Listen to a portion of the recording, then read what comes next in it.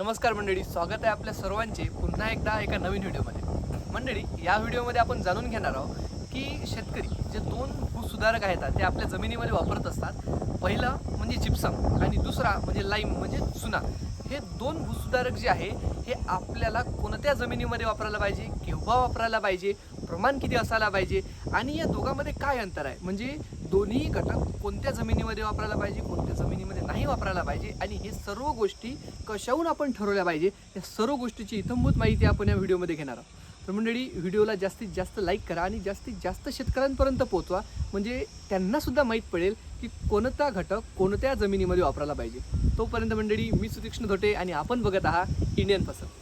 सगळ्यात पहिला जे घटक आहे मंडळी, आपल्याला एक गोष्ट जाणून घ्यायला लागेल. हे भूसुधारकांची जे आपण वापर करतो हे जाणून घेण्याच्या आधी, तो म्हणजे काय, तर आपल्या जमिनीचा सामू म्हणजेच काय pH आपण मोजत असतो आणि हे pH मोजत असतो आपण 0 ते 14 या रेंजमध्ये. म्हणजे आपली एक स्केल पट्टी आहे. जर 0 ते 7 या दरम्यान जर आपल्या जमिनीचा सामू आला, याचाच अर्थ काय, आपली जमीन ही आम्लयुक्त आहे, म्हणजेच आपली जमीन ही ॲसिडिक आहे. आणि जर 7 ते 14 या दरम्यान जर आपल्या जमिनीचा सामू येत असेल तर आपली जमीन जी आहे ही क्षारयुक्त जमीन आहे. म्हणजे 7, 8 ज्याप्रमाणे आकडे वाढत जाईल तेवढे आपल्या जमिनीमध्ये क्षार जास्त आहे आणि जेवढे आपले आकडे कमी होईल, म्हणजे 7 पासून 5, 4, 3, 2, म्हणजेच आपली जमीन सर्वात जास्त आम्लयुक्त आहे. जर आपल्या जमिनीचा सामू भरला तर मंडळी, हे झालं आपला pH विषयी माहिती.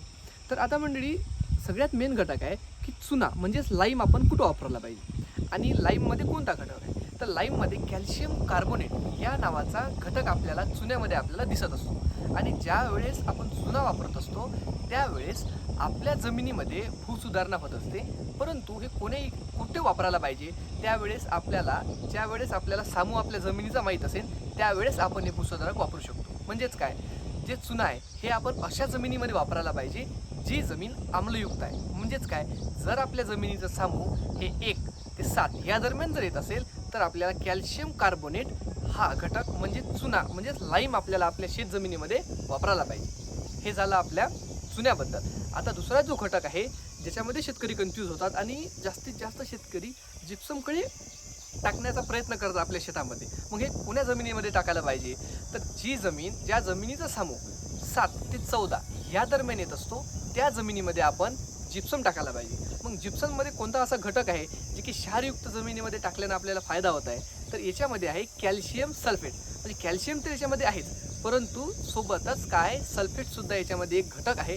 आता हे सल्फेट काय करते, जे सोडियम आपल्या जमिनीमध्ये आहे, क्षारयुक्त जमिनीमध्ये जे सोडियम आहे त्या सोडियमला काढण्याचं काम कोण करत आहे, तर आपला जिप्सम हा घटक करत आहे. तर जिप्सम वापरल्याने आपल्या शेतजमिनीमध्ये काय होणार आहे, तर जिप्सम ज्यावेळेस आपण जमिनीमध्ये वापरू त्यावेळेस आपली जी कडक आलेली जमीन असेल ती भुसभुशीत होण्याचं काम करते. ज्या जमिनीमध्ये पाण्याचा निचरा चांगल्या प्रमाणे होत नाही त्या जमिनीमध्ये सुद्धा पाण्याचा निचरा चांगला होतो आणि यामुळे काय होते, आपल्या पिकांच्या मुळा मजबूत होतात आणि आपली जमीन आपल्या उत्पादनामध्ये आपल्याला फरक पडते. तर मंडळी, हे होते दोन घटक, एक होता चुना आणि दुसरा होता जिप्सम. या दोन भूसुधारकाचा जर आपण वापर केला आपल्या शेतजमिनीमध्ये तर आपल्याला नक्कीच आपल्या उत्पन्नामध्ये वाढ होईल आणि आपला एक्सेस जे खर्च आहे ते आपला वाचू शकतो. तर आपण ज्यावेळेस हा घटक वापरत असतो आपला लाईम किंवा जिप्सम, तर स्पेशली जे जिप्सम आपण वापरतो तर जिप्सम आपण वापरताना 200 ते 300 किलो प्रति एकर या प्रमाणात वापरायला पाहिजे, जेणेकरून आपल्याला याचा रिझल्ट मिळणार आहे. परंतु ही सगळी गोष्ट वापरत असताना आपल्याला आपल्या जमिनीचा सामू जर माहीत नसेल तर आपण केलेला खर्च हा वाया जाऊ शकतो. त्यामुळे काय आहे, आपण जो घटक वापरत आहोत त्यावेळेस आपली सॉईल टेस्टिंग करणं आपल्याला सगळ्यात आवश्यक आहे. सोबतच ज्यावेळेस आपण जिप्सम वापरतो त्यावेळेस आपण ESP या घटकांमध्ये याला मोजत असतो. म्हणजेच काय, तर एक्सचेंजेबल सोडियम पर्सेंटेज जर आपल्या जमिनीचं हे 15% जास्त असेल त्यावेळेसच आपण जिप्सम हे वापरायला पाहिजे, जेणेकरून आपल्याला जास्तीत जास्त फायदा होणार आहे. तर मंडळी, या प्रकारे लाईम आणि जिप्सम हे होते दोन घटक. या दोन घटकमधील अंतरसुद्धा तुम्हाला समजले असेल आणि ज्यावेळेस तुम्ही वापरणार आहे त्यावेळेस या पद्धतीने जर वापरला तर जास्तीत जास्त फायदा होऊ शकतो. तर मंडळी, हा व्हिडिओ जास्तीत जास्त शेतकऱ्यांपर्यंत पोहोचवा, जेणेकरून त्यांनासुद्धा जिप्सम आणि लाईम यातील फरक आणि सोबतच यामध्ये काय गुणधर्म आहे आणि कुठं वापरायला पाहिजे याबद्दल माहिती होईल. तोपर्यंत धन्यवाद. राम.